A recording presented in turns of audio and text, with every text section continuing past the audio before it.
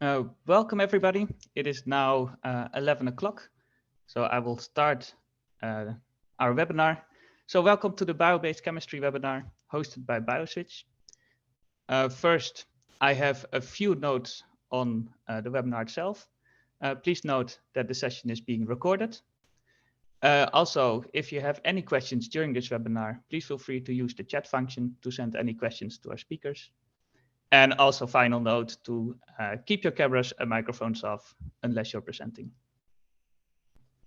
A few words on BioSwitch itself. So BioSwitch is a Horizon 2020 project that is hosting this webinar. You can see the partners in this project on your screen. And the aim of BioSwitch is to bring Europe to the forefront of the bio-based economy. And it tries to do that by supporting and encouraging brand owners from all different sectors to switch from their fossil-based approaches to bio-based approaches. And in that context, we have our webinar today.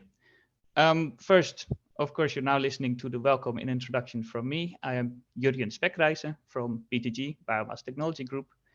I work as a consultant on topics such as bio-based chemistry, sustainability, and LCA. And as BTG, we are trying to guide industry through this sometimes complex world of the bioeconomy and sustainability. Directly after my introduction, we will have Achim Raschka from Nova Institute, who will tell us about what bio-based chemicals are and what are their opportunities.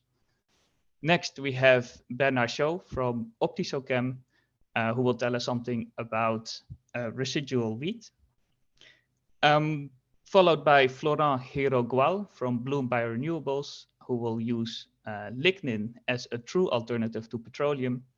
And finally, we have a presentation from Henning Wenk from Evonik industry, who uses biotechnology to make cleaning more sustainable. If you have any questions after the webinar, feel free to send me an email or to send an email about the BioSwitch project to info@bioswitch.eu. And with that, my introduction. So I would like to give the floor now to Achim.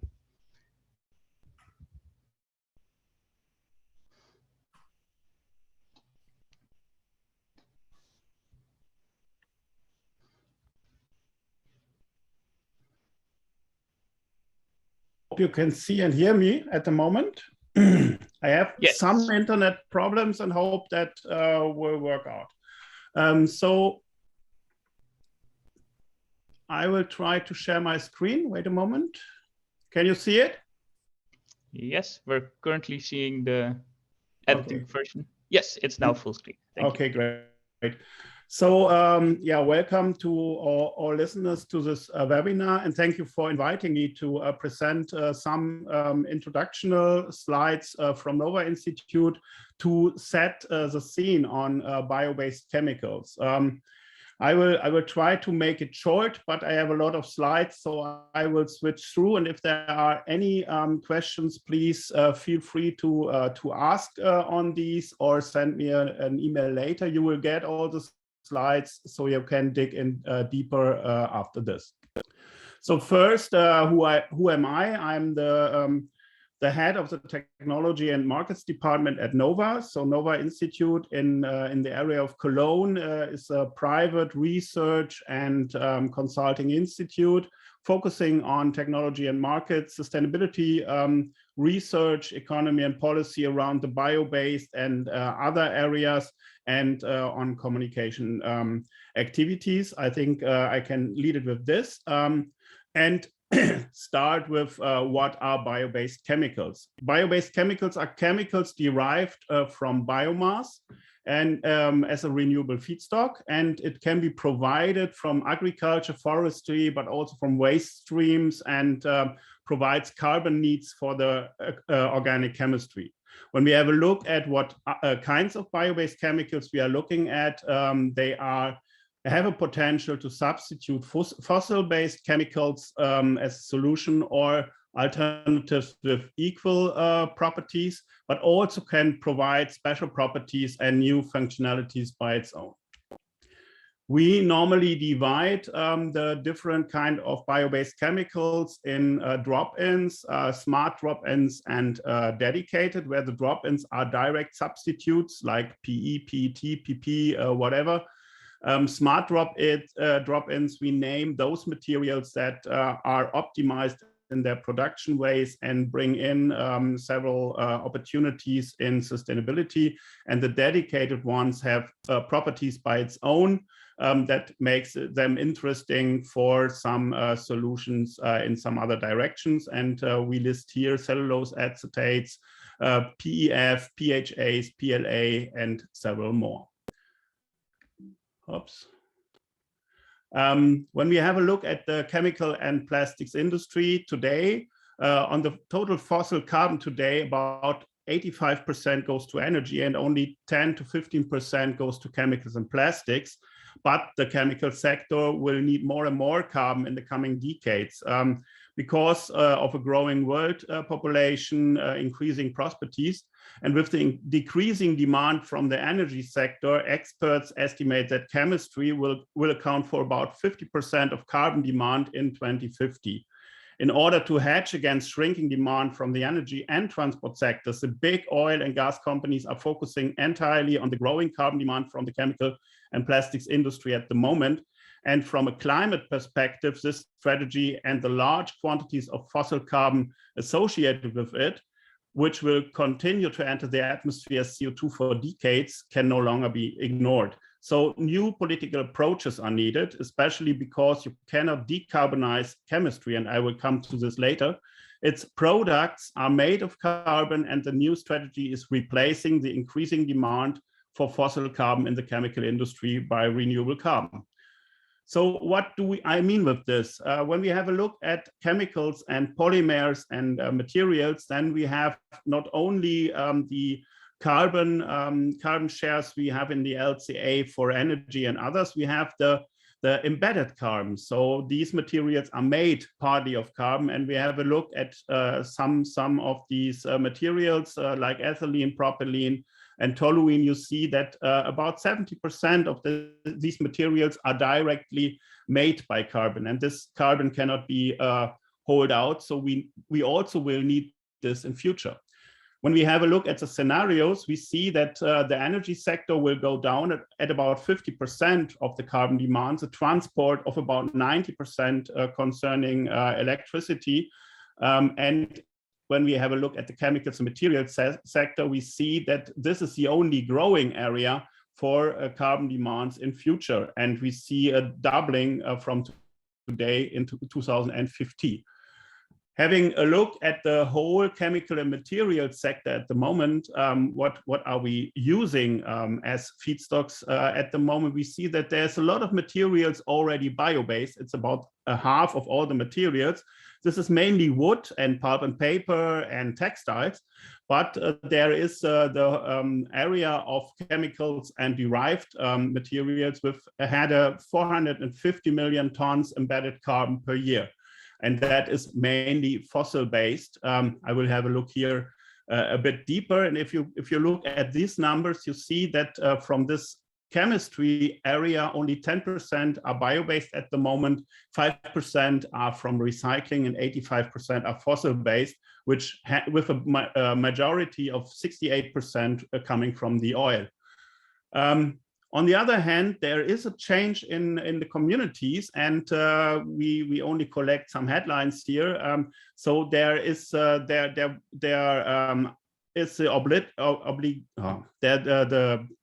Shell company, for example, was obliged as a company to comply with the requirements of the Paris climate protection, and a lot of all the refinery users are looking for challenges in the future chemical structure and changes in this direction. And big oils fear a bit on their existence as a carbon resource providers. So what can we do? We have the option to go via biomass, which is the main focus of this seminar, where we can use biomass via, for example, bio-naphtha, but also for fermentation products, pyrolysis, oil, and a lot more. And we also have the option to use CO2 or chemical recycling to fill the gaps. This could lead to the picture like this, where we do not need any fossil fuels and fossil carbon in the future. We have a system of renewable energy that is still on development, but we also can change the material world and the chemical world for renewable carbon, combining both worlds. So at the end, we can build on CO2, biomass, and recycling in a circular economy, together on renewable carbon for all the materials we use for chemicals, plastics, and all the other materials, and also for the needed fuels, especially when we are talking about aviation. This could also look for the renewable carbon refinery, where we can exchange the main parts of the base chemicals also by different kinds of waste streams, biogenic and plastic waste for recycling and circular economy, but also by the green ones that are bio-based materials and CO2-based materials. So to bring in the whole existing refinery structure on a renewable way. And that can be a scenario for future global carbon demands for the chemicals and derived materials. So have a look at 55% recycling, CO2-based and bio-based together for 2050. This is what is happening now. We have a forecast for bio-based building blocks with a market study we make annually, and there you can see a CAGR of already 13%, mainly in the area of naphtha, where a lot is going on, but also on different other bio-based and renewable building blocks. And if you have a look, for example, at the ethylene, which is a big building block for the chemical industry, you can see different ways to produce ethylene from fossil sources on the top, but also from vegetable oils, from organic waste, from first and second generation biomass, and also from carbon dioxide.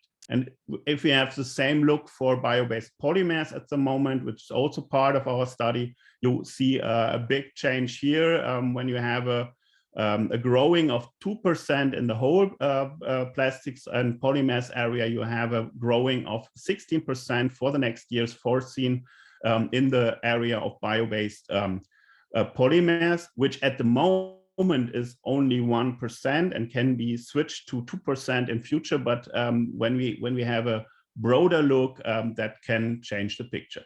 This is only a list of some selected customers, and with this seminar, we're going to brand owners. And what you see is that a lot of brand owners are requesting services in the bio-based area to only have a look what are the future opportunities for our materials. It's mainly for plastics like polyethylene, PET, PVC, and a lot more. And they want to change in this direction. Some more from the chemical industry also are looking for alternatives or are already active in this area. And what we at NOVA are doing is we are building up a network of renewable carbon initiative where we concentrate on these focused areas of renewable carbon for circular economy. Here are some members of this initiative, and you again can see a lot of brand owners who are already active in this area, like Unilever, like Avantium Covestro, and Henkel, and several more. And yeah, this is only for our next conferences. You can take a note, and I think that's all from my side at the moment. I hope there are some questions and seconds left. Thank you, Achim, for a great presentation. I really appreciate especially putting the bioeconomy in perspective with the CO2 capturing and the recycling part. So thank you for that. I think there's time for some quick questions. One question is from Daniel Chadnik, if I pronounce it correct. I apologize if I butcher your name. Considering the range of products generated by pyrolyzing biomass, are there any simple solutions to clean up the pyrolysis oil? So for example, for the production of BTX? I don't see any simple solutions in this direction. There are several companies active who are using pyrolysis oils coming from plastic wastes, but also from bio wastes to put them into the stream again. But there's some technology behind. I'm not that deep in. For example, I have in mind BioBTX in the Netherlands who are working on it, Anelotech and several more. So I don't see simple solutions, but there are solutions on the table that can move forward. Okay, thank you. I don't see any questions for you at the moment, so I think we can move on to our next speaker. So allow me to introduce Bernard Chaud from Global-Bioenergies. And Bernard will tell us something more about the Optisochem project. So the floor is yours. Hello to everybody. Thank you, Jurjen, for your introduction, kind introduction. I think that if you agree, you can you share for me the presentation that I sent to you, Jurjen, or do you want me to share from my screen? It's easier if you can share it yourself, but if that is you run into technical difficulties, then I can share it for you. No, but I need to prepare for it. So please give me a few seconds for me to open the file, because I thought that you would do it. So no problem. So I'm just preparing.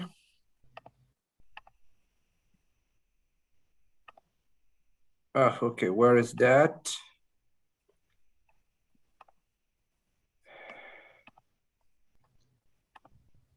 Yes. So here it goes. Still a few moments.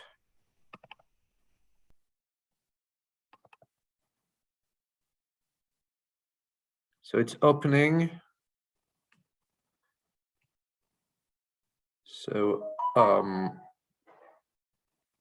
I can see it now. Okay. So then now I need to take the floor, and I am here Zoom. So here I can share my screen. Okay. Share. Can you see my screen? Yes, we now see your presentation. Okay, maybe but not yet in the presentation mode.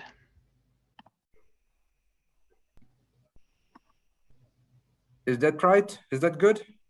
Yes. So I need to get back to the start point. So I'm going to to speak to you about this project, which is a collaborative project which was granted by the EU. The name of the project is Optisochem, which means optimized conversion of residual wheat straw to bioisobutene for bio-based chemicals.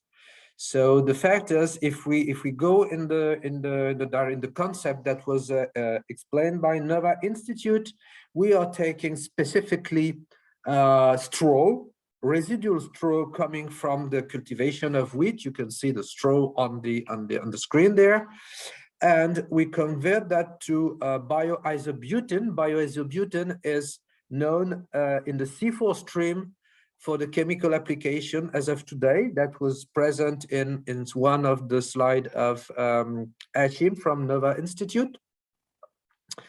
The C4 stream as of today is existing in the petrochem life, and specifically in the C4 stream you have the isobutene. Isobutene, which is also known as isobutylene. This is the different name for the same molecule. And as of today, the market for this isobutene fossil based is about 50 million tons a year, 50 million tons a year. And this is for a substitution of that stream that we are proposing this project.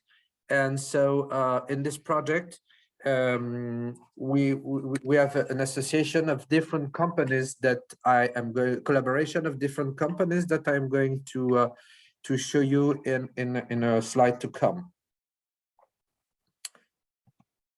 So this is a reminder. The project is granted by under Horizon 2020 with the BBI-GU, which is now known as a CBI. So at the time it was bio-based industry joint undertaking, and now it's circular bioeconomy for Europe. And so the project is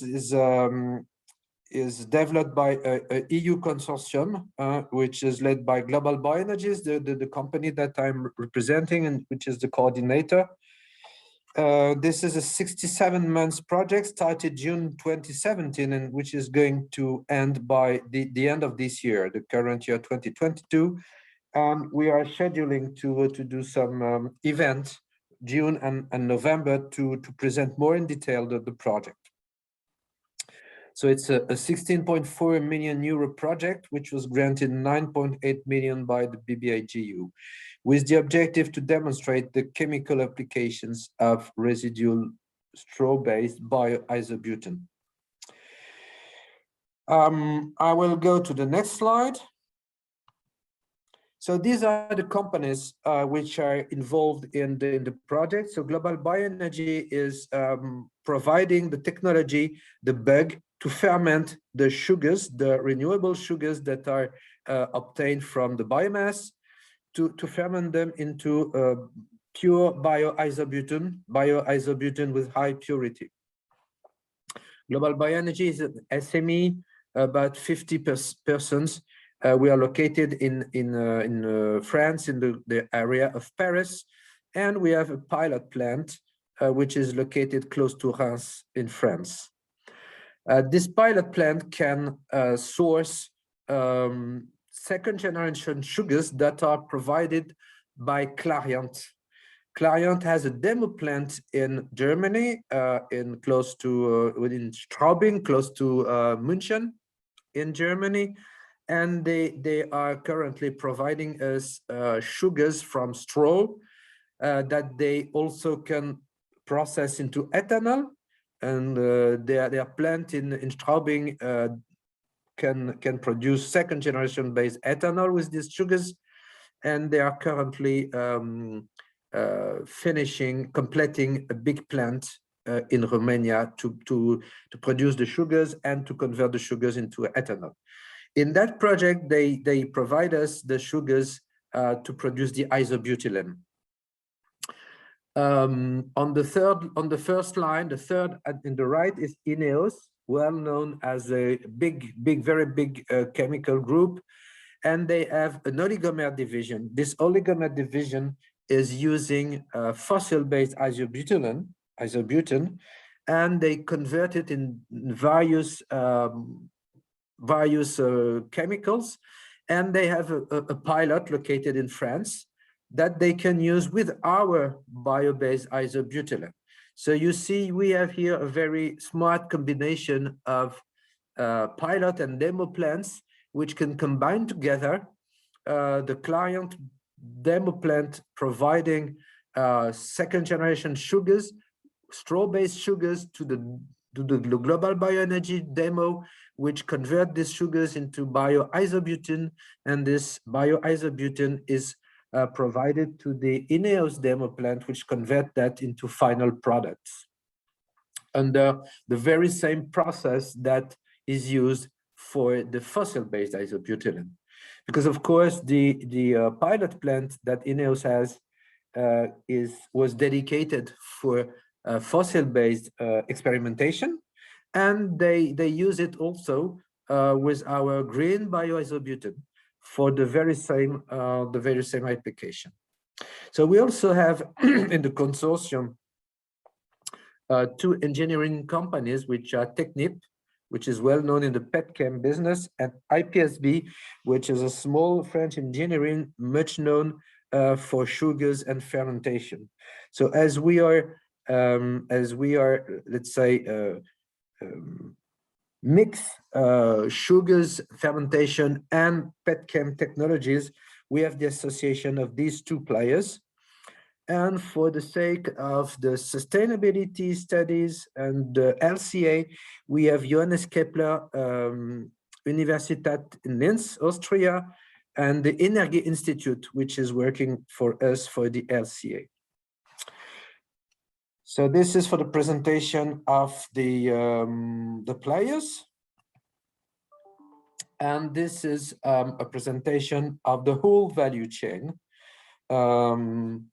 that I already explained to you by oral, but then you have a written explanation.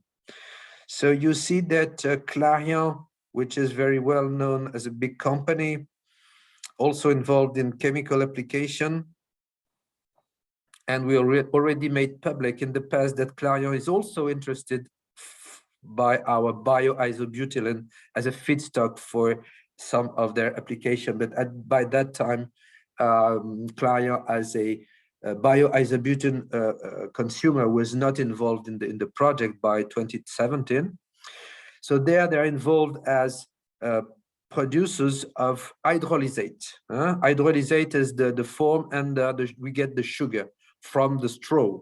So Clarion is there in the consortium to for the sourcing of the straw, the conversion of the straw into hydrolysate by a step which is named hydrolysis. I think that in the presentation of Nava Institute, the hydrolysis was mentioned as a technology to convert the biomass into intermediates. So there we have the sugars which are there in the hydrolysate. So it's mainly it is C6 sugar that we have, but we also have C5 sugars, which are xylose. In that case, we have approximately 2/3 of the sugars which are glucose. So the same glucose that we can have from starch, which is obtained usually from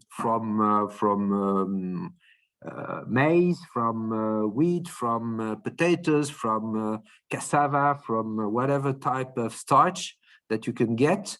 And there we have glucose from the cellulose, which is inside the straw. And there the hydrolysate gets as it contains both the C6, which are coming from the cellulose, and the C5, which are coming from the hemicellulose. The lignin itself is taken apart and used as a energy provider in the plant. So here we separate the hydrolysate, the liquid form, from the lignin, and we get the sugars. With these sugars, we send them to the fermentation, and then we enter the Global-Bioenergies area. And in the fermenter, we are converting, thanks to a patented bug, we convert the hydrolysate, the sugars, into bio-IBN, which is in liquid form under pressure. Because isobutane is very comparable to butane, for instance, and with atmospheric pressure, it is gaseous. So to get it as a liquid, we need to condense it under a small pressure, which is about 3 bar gauge. So it's very small pressure, and we can have it into bottles, and we transport it to Ineos plant in the form of bottles, and they can do two types of conversion. Either what we call the IBN oligomerization, and so that they can produce diisobutylene, which is a C8 molecule, which has a wide variety of applications. They can also produce triisobutylene, which is a C12, and tetraisobutylene, which is a C16. So this is a family of application, oligomerization, and there is also another family of application, is polymerization, and they add together a high quantity of isobutylene to form PIBs. For instance, they can polymerize tens of a molecule of isobutylene or even hundreds molecule of isobutylene to form another family of products. So we can have a look to the next slide. So here we have pictures of the polyisobutenes. So you can see here that you have several ranges of molecular weight. So from the lighter molecular weight here, which are still liquid but very high viscosity liquid that can be used as lubricants, as grease, as adhesives, sealants, or cling films. Then you have higher molecular weight. Then you can go to rubber, either solid, either elastomers. So, for instance, in tires, this can be used for the for the air to stay inside the tire, and you can also use them for chewing gum or sealants. And then at the end, you have very heavy things. And then this is the butyl rubber. For excuse me, the tire application is there with the butyl rubber, not upstairs in the rubber solids elastomer. This is different. So here we have the butyl rubber application. So that is for the polyisobutylene family. And here we have the application for what we call the oligomers. You see that these are shorter molecules that can be used either as olefins, with some applications here. So the applications of diisobutylene are antioxidant resins and anti-UV metal extraction and so forth. You have here for the 3-isobutylene, the chain transfer agent. And you can also turn these olefins into alkanes with hydrogenation of the molecules. And then you can get isooctane, which is reference fuel for engines qualification and also a racing car fuel. You have a isododecane, which can use at a different application, for instance, cosmetics, but also reference fuel that can be used, for instance, for jet fuel. Isooctane can also be used as a aviation gasoline, and the isododecane, which main application is cosmetics, but have also an outlook for jet fuel application. We are currently in the frame of another project applying for an STM certification for the use of a isododecane, isohexadecane rich stream for the as a sustainable aviation fuel component. And yeah, just to finish, I don't know how much of time I had, but this is, I'm going till the end of my presentation. So these are facts and figures about the project. So as of today, we estimate that the EU produces approximately each year these quantities of biomass. You have forestry residues, which are about 145 million tons. We have non-exploited wood, which accumulates, which is about 100 million tons. And you have also available agricultural residues. We mean available agricultural residues means agricultural residues which are not yet used currently used by farming or for cropping or different applications. So this is available agricultural residues, which are estimated about 122 million tons. All these estimates are well done in the frame of the project.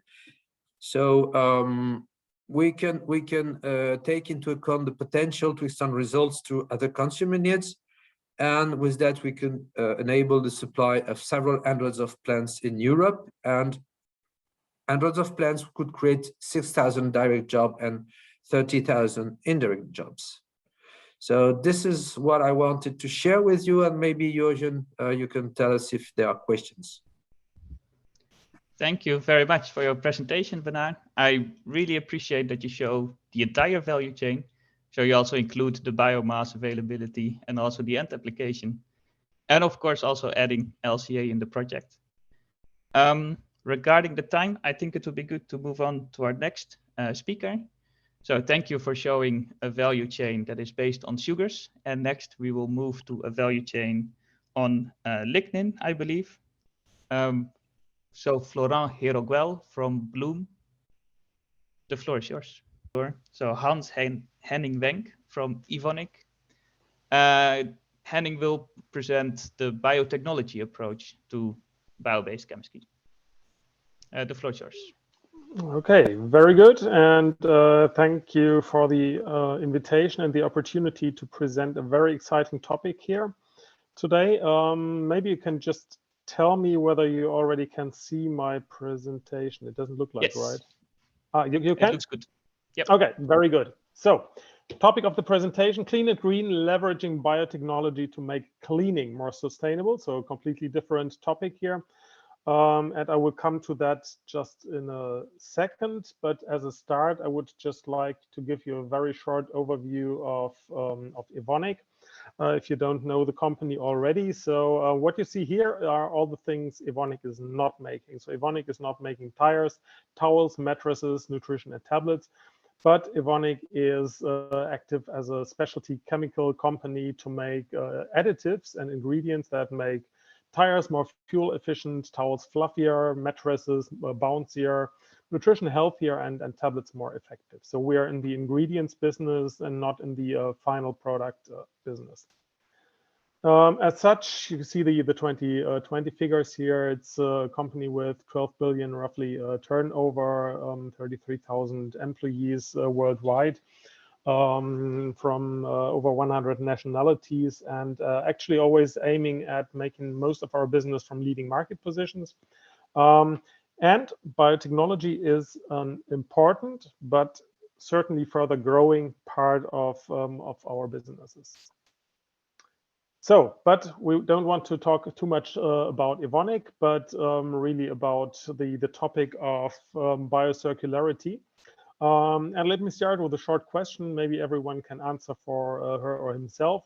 So what is maybe the group of chemicals you're in most contact with in your daily life? And well, I haven't made all the maths, but there is a good chance that these are surfactants. So surfactants are in principle the magic molecules that clean, that foam, that make surfaces, hair, dishes, skin really clean and cleanse, and are therefore in principle the magic behind hygiene and cleanliness. And they are used in a very, very broad range of applications in very high volumes. So just two examples here. Actually, surfactants are the most important ingredient in final market products such as hand soaps, or also heavy-duty liquid detergents with a very high concentration of surfactants in there. So this is actually, surfactants are still and will be the molecules that clean your home, your car, your body, and many other things. But there is an issue. So although established for a long time, so what you see here is the typical structure of a surfactant: hydrophilic head, hydrophobic tail. That's what makes them stick to dirt and solve the dirt in water. The hydrophilic head is typically, as of today, made of petrochemical sources, and the hydrophobic part in many areas is already bio-based, but typically derived from things like palm kernel oil, which is renewable, but unfortunately comes almost exclusively from very sensitive ecosystems, where despite improved sourcing practices, you still have issues with deforestation in your supply chains. But on the other hand, if you look at surfactants, they are not actually an invention of humankind, although it started with soap already a long time ago. But actually, surfactants have been invented by nature already millions of years ago. You see a couple of examples here. All of these are microbial surfactants, rhamnolipids, phosphorolipids, surfactants, some of them better known, some less well known. And we will talk specifically about rhamnolipids here today. So rhamnolipids are natural and nature identical surfactants, which consist of a sugar head group, comes from glucose, a glycolipid, from the Greek word for sweet, and lipos, the Greek word for fat. They are produced in nature everywhere around us by microorganisms. They were already discovered in the 1960s, and well, there was for a long time a very clear opinion in the industry that they are impossible to produce industrially at commercially reasonable conditions. Well, actually, this is no longer true because we have spent a long and high effort R&D and development and scale-up project to make really rhamnolipids commercially at the right quality, at the right price for, in particular, applications in home care and personal care. And in principle, it's you can see here how it works. So you start with plant-based sugars. At the moment, we heard it earlier on, starch-based dextrose. That's still the most common source here. And then we are running an industrial fermentation process in large fermenters. So we let the bugs do the work, and they convert then the dextrose, the sugars, to the rhamnolipids.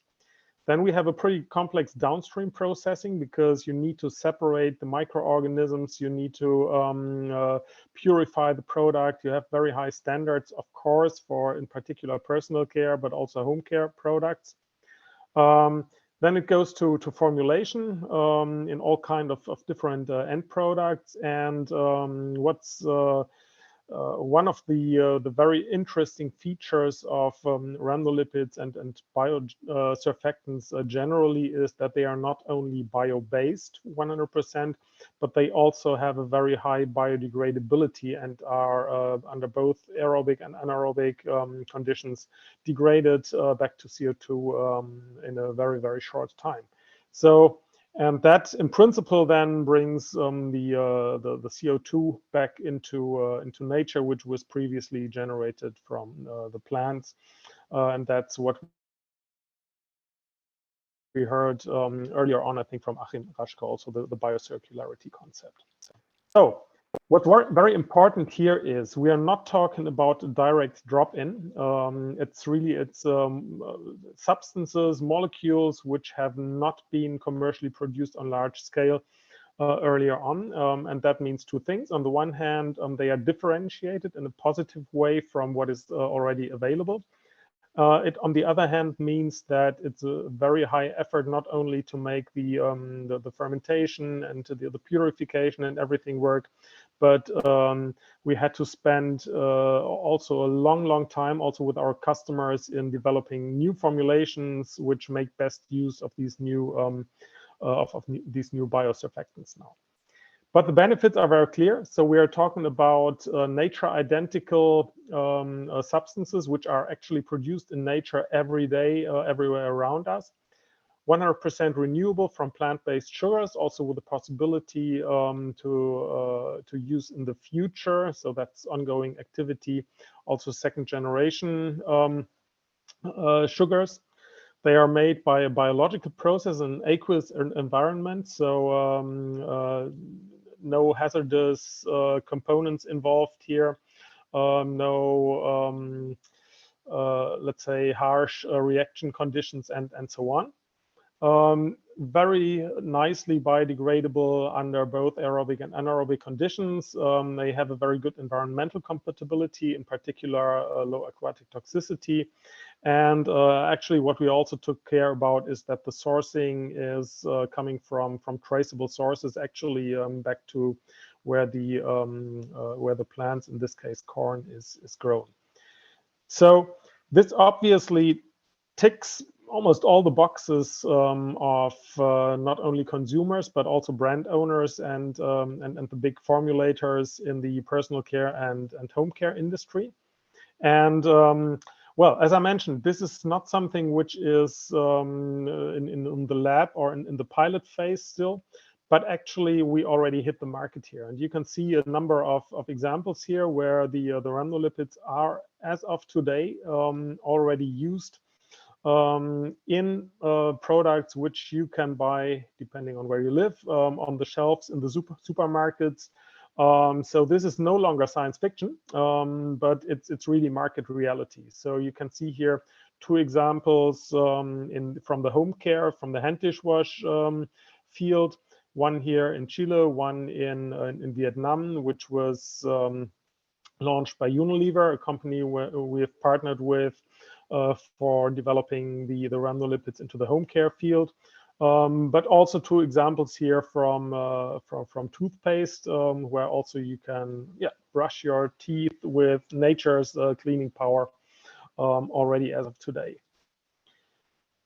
So that was where we went so far. So from a long research development and collaboration project to market reality and first market success. But very recently, we also announced that we will not stop here, but we have made the decision and already started the construction of dedicated large-scale plant which will produce then rhamnolipids at really large scale, in particular for personal home care applications at our site in Slovakia.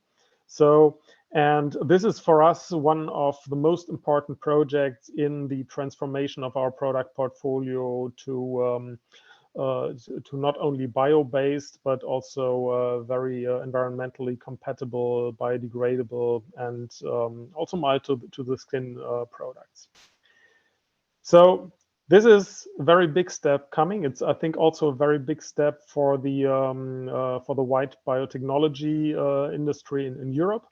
Long-term project until we brought it to the market, but for sure will also trigger further development both on the customer side, but also in further scale up and globalization of this technology. So that was my short presentation about making cleaning even cleaner using biotechnology. Thank you very much, Henning, for your clear presentation. And I think it's also good to put our focus again also on bio-based surfactants, since I think it's a product group that is sometimes a bit overlooked when we're talking about the bioeconomy. So thank you for that. It is now 1 minute to 12, so it's almost 12 o'clock. So I think we should focus. Let's see, there's no real short questions. So I think we can end our webinar here. So thank you again to all the speakers for your presentations, and thank you all for the attendees for joining us in this BioSwitch webinar. I think there's a couple of questions on the poll section. There's one that says, how are you doing feedstock tracing?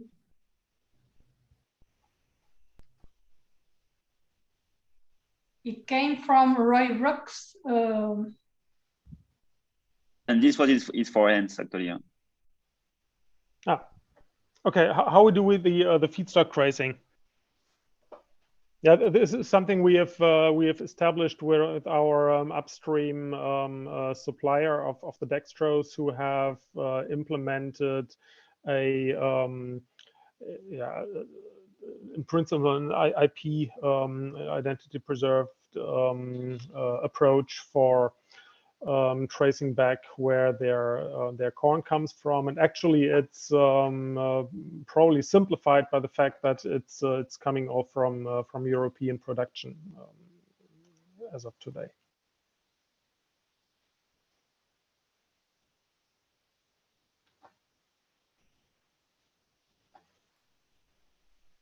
Very good, thank you. I indeed missed the question in the Q&A section rather than in the chat, so thank you for that. I don't think there's any other questions. Am I missing something?